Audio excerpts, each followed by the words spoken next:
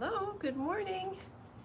If you're joining me live, please, excuse me. If you're joining me live, please say hello. Welcome back to Create, Share, Inspire podcast. This is episode 438, and we'll wait a few seconds for people to pop over from the pre-chat room or from getting notifications or what have you. But I'm here live in Southwest Florida and waiting on all of you. Hi, Joe and Cherie. Good morning.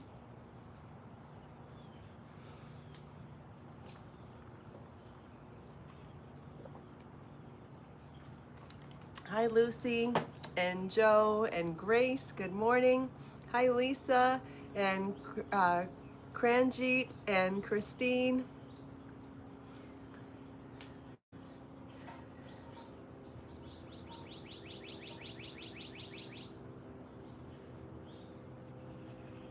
I might wait for a few more people to show up. Hi, Judy and Judy. Back-to-back Judys. Glad you could be here.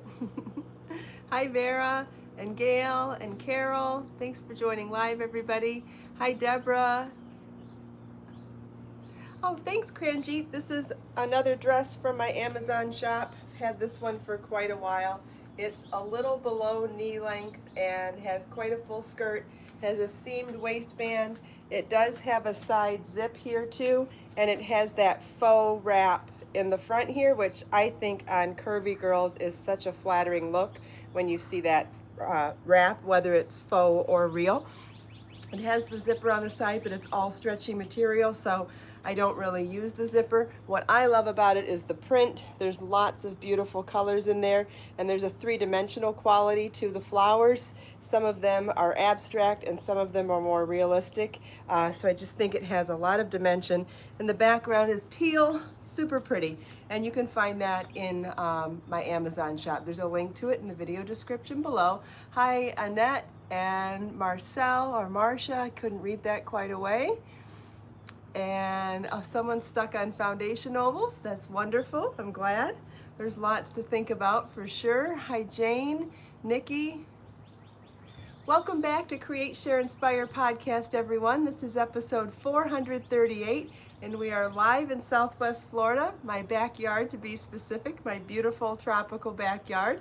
And oh, we have a visitor already. Hello, baby Bjorn. Did you want to say hi? Very briefly, you don't want to stay.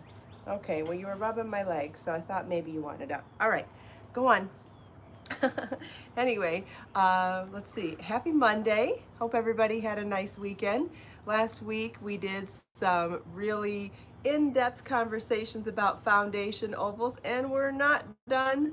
I brought out some other beads this morning, so we're going to do some beading of the fringe component to foundation ovals, but what you'll see when we do it is that it doesn't have to be just for fringe either. It could be a beaded neckline for the beginning of a top-down sweater done in foundation ovals. It's really cool. We'll get to that in a minute. If anybody has any questions specifically for me before we get started, please feel welcome to ask. That's the beauty of the live stream. And if you watch the recorded version of the podcast, please feel welcome to also say hello or to ask your questions. I get notified of comments on the recorded version all day, and I know that most of you actually watch the recorded version, so please feel welcome to be a part of the conversation. If you enjoy this podcast, please consider giving it a thumbs up. And if you haven't already subscribed to my YouTube channel, you can subscribe. There should be a red button right here on the video, or you can go to my channel afterwards. And if you like to be notified when I go live, you click the bell button right next to the subscribe button. And just to double check, make sure that your settings are set on your phone for the YouTube app so that it allows the pop-ups, and you'll always be notified when I go live. All right, well, if there are no questions, I think we will get started. I have done a couple of the foundation ovals already this morning, and I found a bead that had a friendlier hole for the type of yarn that I'm working with. You want to make sure that your bead's hole is large enough to fit 2 thicknesses of your yarn through. And the reason why I say 2 thicknesses is because in order to thread the yarn through any bead hole, whether you're looping it onto a needle or you have a crochet hook that will fit through it and you can do it on the spot, regardless, it ends up being twice the thickness of the yarn. And we're using a worsted weight yarn for this sample, and so in order to do that, I needed to make sure I found a bead that had a large enough hole for double thickness of worsted weight yarn. We tried this with these beautiful glass beads last week, and that hole on the glass bead was not large enough for 2 strands of this beautiful yarn to go through it. So I found another bead that will work. I wanted to do a different bead and I couldn't find it, and that's life, right? How many times do you go looking for something and it's not where you think it is? Anyway, so I grabbed these smaller wood beads. Remember we did a large wood bead for doing a bead on the end of a simple fringe in foundation ovals. And so now what I've done is added them right into the structure of the foundation ovals on the chain side. And what I discovered when I was doing this is that this hole is actually large enough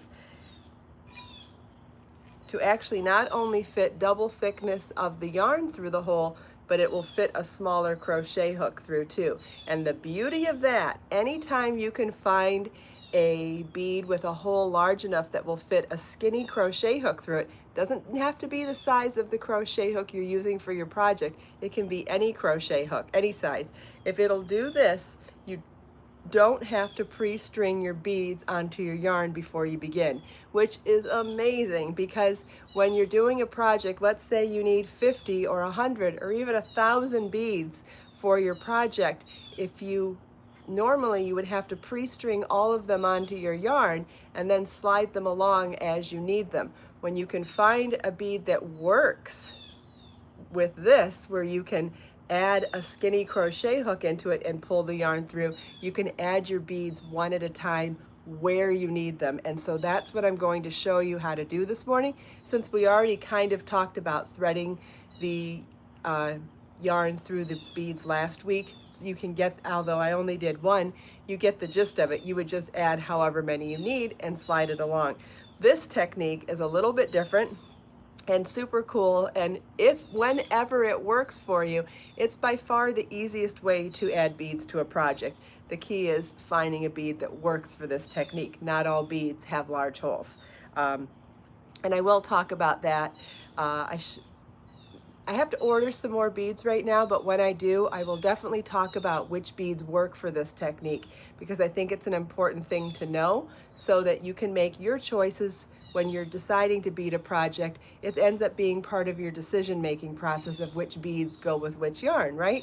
Because how you work your project is part of your quality of crocheting and knitting time. And if you prefer one technique over the other, being able to make a choice in materials to create a situation where you get to do the technique that you prefer is important.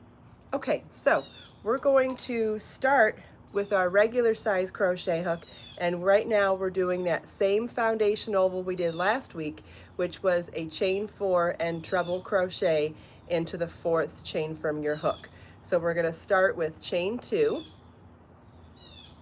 Okay, then I'm going to remove my crochet hook, add the bead onto the skinnier crochet hook, pull the working loop of the yarn through the bead, just like that, and then replace it with our regular size crochet hook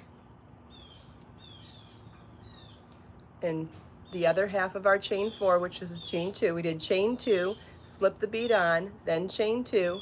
So now we have our total of chain 4 with our bead in the center, and now we're going to look back down to our first chain and work a treble crochet. Yarn over twice, insert your hook into the specified chain, yarn over, pull up a loop, yarn over, pull through 2, and through 2. And you'll see we have our bead in the center of our foundation oval and centered between the chain 4s. Now imagine if you did this for the neckline of the Sweet Clara top or any of the tops that I made where, let me get this right. Imagine if you did that for the foundation ovals for the beginning of a top so that you would have a beaded neckline. It would almost look like a necklace on the top of the neckline, wouldn't it?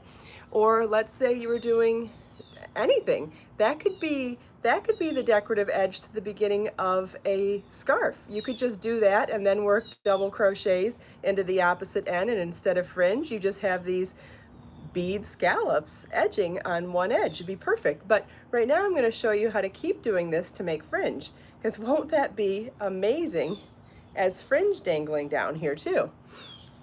But so you could apply, now that we've done the beads, you can apply beaded foundation ovals to everything else we talked about, whether it's increases. What about these increases on this shawl? Remember how it made like this scalloped edge? What if we put a bead in each one of those? That would be, let's see, let me set this down for a second so I can show you. That wouldn't need any sort of edging at all. You'd have edging and beading and you'd be done. So if we did this as a top up increasing triangular shawl, into each of those foundation ovals that we made at our increase points, we would put a bead in there and then we'd have a beaded shawl and be done. How amazing would that be? But let's do the bead a couple more times. Since I only did it once, I think it's helpful to see it a couple of times. And again, we're not threading the beads onto the yarn first and sliding them across. We are literally just adding a bead to the exact point we need it and moving on with what we do. So for this particular set of foundation ovals, we're doing chain 4 and treble crochet in the 4th chain from our hook. So we'll start with a chain 2. We want to put the bead in the center of the chain space. Okay, so we did chain 2. I'm going to remove our crochet hook and add a bead. Take our small crochet hook and add a bead onto the crochet hook. Then we're going to slide the working loop of yarn through the bead. Did I do that on camera? Let me take that off and do it again. Okay. All right, so we did our chain 2 with our larger crochet hook that we're doing our project with. We remove the large crochet hook. We add the bead onto the small crochet hook, then grab the working loop of yarn and pull it through the bead. The other thing to consider here is making sure that your crochet hook, although you want the crochet hook to be skinny enough to make it through the yarn, you also need a crochet hook that has the right size hook for grabbing the yarn. If we went to one of the super small steel crochet hooks, we might have trouble grabbing a yarn this thick. If we grab a hook that comfortably grabs the thickness of the yarn, we cannot sometimes not make it through the hole of the bead. So there's like a sweet spot between finding something that has a large enough hook that will grab the yarn, but a small enough shaft that it'll make it through the bead. I know it sounds a little complicated, but it's the things that you need to consider because whatever you're going to do at home isn't going to be exactly what I'm doing here. So there comes a point when you have to make these decisions on your own. So the more I can describe how and why I'm making the decisions, I think the better off you'll be in being able to understand why you're making the decisions you're making too. So, okay, we did a chain 2, we slipped the bead onto our working yarn, 2 more chains with the regular size crochet hook, then we'll do a treble crochet into the 4th chain from our hook.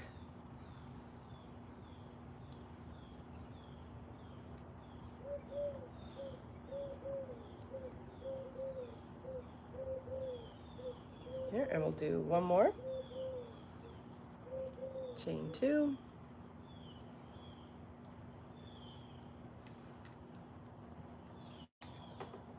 And I'm just picking up the bead and sliding the tiny crochet hook through it, hooking the working loop of the yarn and sliding it through the bead, removing the small hook, putting my regular size hook back on, and adding 2 more chain 2s, and then treble crochet into the 5th chain from our hook.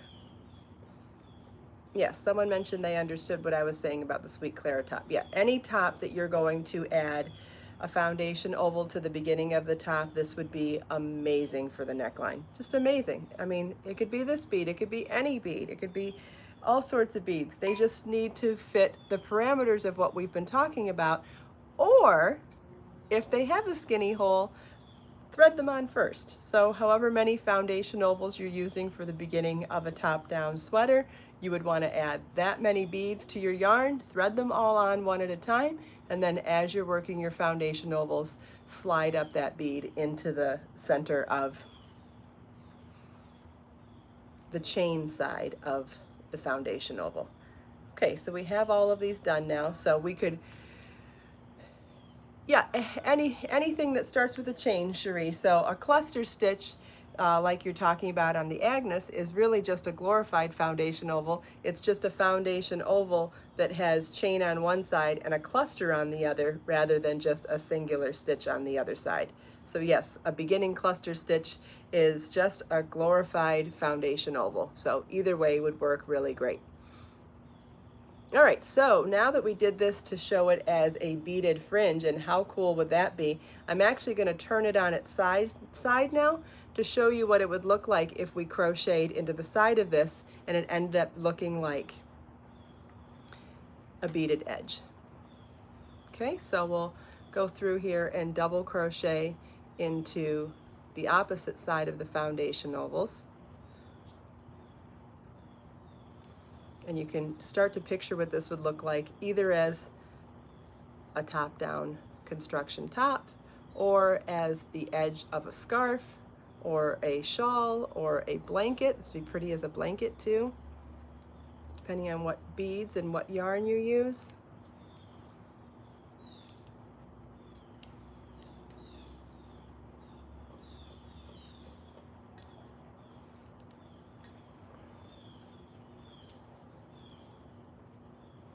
Even just working into the side of two of them, you can already see how beautiful is that. It's just sitting there so perfectly. It looks a lot harder than it was, right?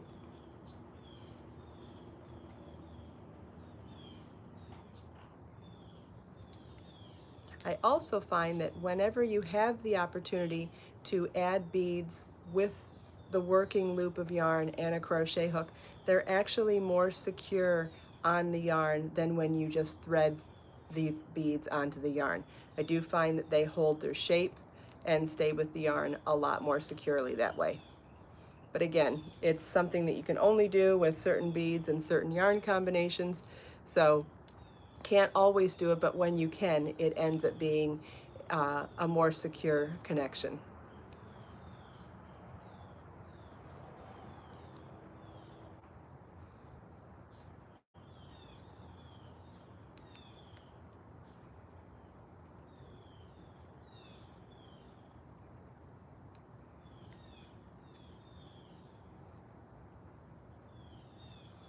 It is so steamy out here this morning. I suppose you can't tell, except my face is probably getting very shiny. So here we go. So that's what it looks like when you work into the side of the foundation ovals. You end up getting this beautifully treated edging. Imagine that for the edge of a scarf. I mean, that would just be perfect, right? So if you want your scarf to be symmetrical, what I would suggest is starting the lower edge, like the lower edge of each side of the scarf with this, and then work each one to the halfway point and then join them together at the halfway point. Does your project get heavier with beads? It depends on the beads. If you use light beads, no, it doesn't get heavier. And if you use heavier beads, it does get heavier, and sometimes that's a good thing. Oh, can you hear beads in the birds in the background? That's great. All right, so we'll do another row of this so you can see how when these stitches start closing back up together. I know they look more like there's that extra space because we work into the separate foundation ovals, and then once you work a couple of rows, the stitches end up being more unified across the whole row. So I'll do another row here so you can see that. Yep, it's something different. Doesn't take away from anything you already know. If there's other ways you like to bead and other ways you like to start a project, that is perfectly fine as well. This is just to add another skill to your repertoire. That's it, another skill to put in your toolbox. Because the more skills you have, the more options you have, and the more choices you can make when you're doing a project. That's what I think. Doesn't mean one is better than the other, or one should be used exclusively all the time. The more tools you have, the more options you have.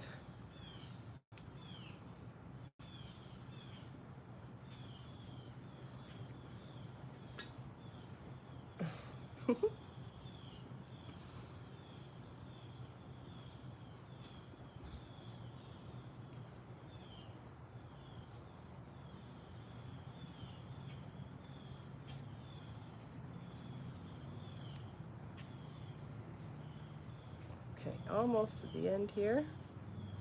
When I finish this, then I can pick it up. Thank you, I'm glad you like the beaded edge.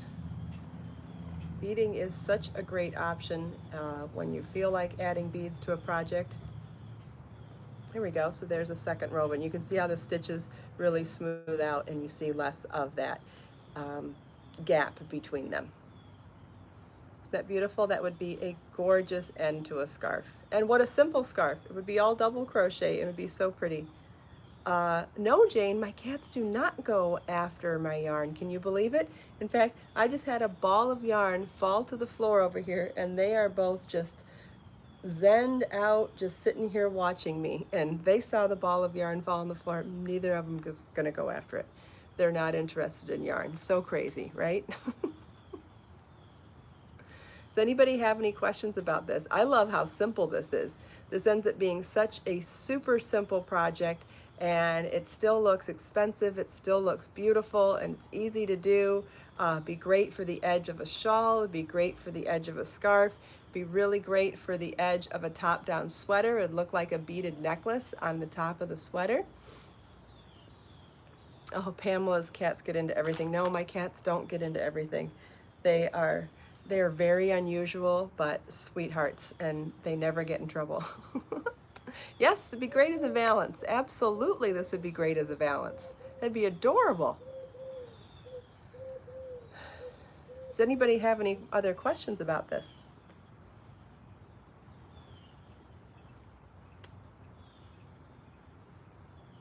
Oh, all my yarns are locked up too, Pamela. Yeah, I don't keep anything out, but yeah, it's not hard at all, Sarah. I'm glad you're realizing how simple this is. Yeah, you heard me talking about you, didn't you? Did you want to come say hi again?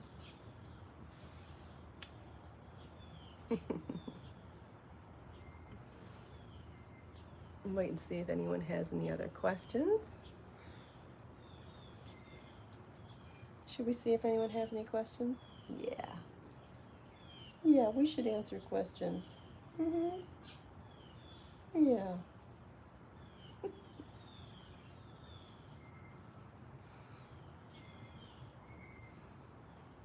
Oh, wow, that does sound crazy.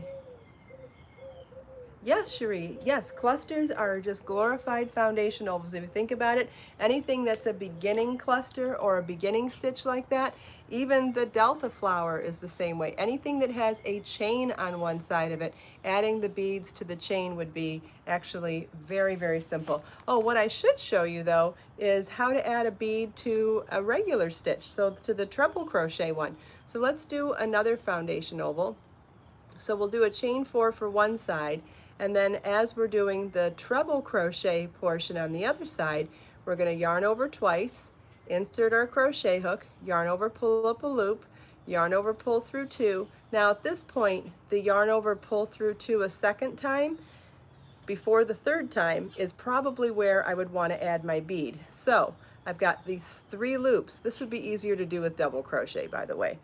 I'm going to add a bead to the skinny crochet hook. And again, this is a little more complicated because I'm adding, this won't work on this side. Hold on.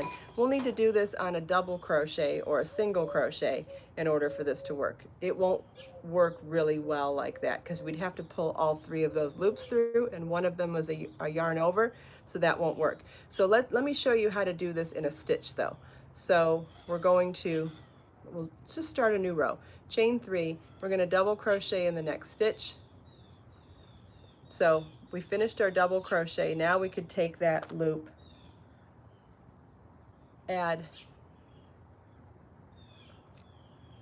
a bead onto our working loop. So this would work well with single crochet, double crochet, or the top of any stitch. This would be a great way to add it to the top of a stitch, not into the middle of a stitch. If you wanted to add it into the middle of a stitch, it would be easier to, and then we'll chain 1 to secure it, and we'll double crochet, and then we'll skip 1 stitch then and double crochet in the next. If you wanted to do a bead in the middle of a stitch, you would probably have to do the beads that are threaded onto the yarn first, because that way you'd have more ability to manipulate and work the stitches as well.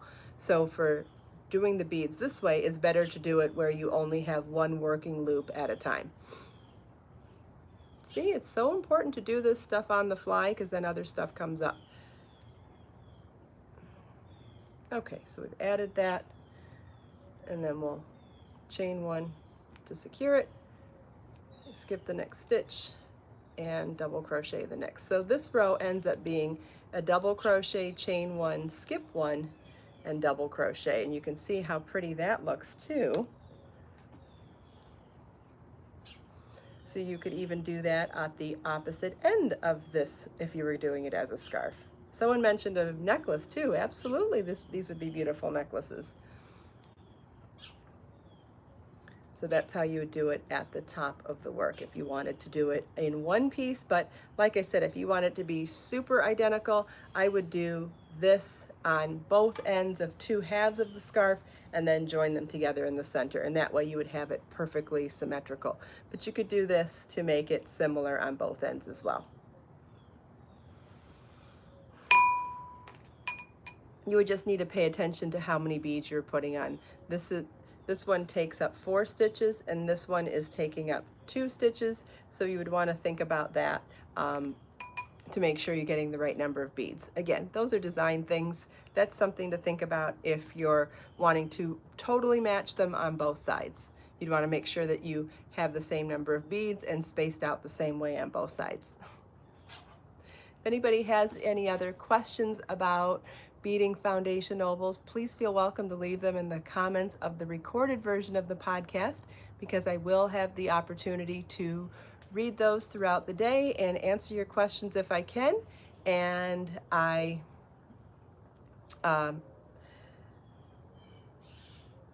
know lots of you might enjoy it as well, because there are questions that often a lot of people like. You may even want to scroll through some of the questions and see if you get the answers that you're looking for as well. So whoever would like to pick a Create, Share, Inspire notebook today, I will grab whichever volume I see, and 1, 2, 3, 4, 5, and randomly choose a quote in one of them. I see number 4. Here we go. Number 4. And then I also saw somebody say to choose the last quote in whichever book you're pulling. So that can be done as well. Let me just make sure it's the last one.